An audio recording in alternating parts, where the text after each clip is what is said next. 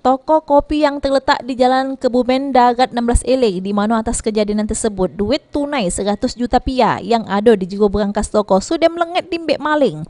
Pemilik toko iaitu Hendrianto akhirnya natangi Polresta Palembang guna bikin pengaduan polisi atas kejadian yang dialami di tokonya. Menurut Henry yang ditemui di Polresta Palembang, kalau kejadian kemalingan di tokonya terungkap pas dia datang pagi hari nak buka toko, di mana pas diselik kondisi terali jendela samping sudah merusak.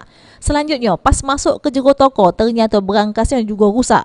Terus duit 100 juta rupiah di jero berangkas tersebut ladak katik lagi. Diduga pelaku sudah maling ke jero toko kopi ini pada dahulu hari pas kondisi di lokasi kejadian sepi. 2 juta. 2 juta. Oh, tahunan yang lainnya dia udah kabel ya? Bongkar-bongkar aja. Cuman berangkas be yang di sama lagi.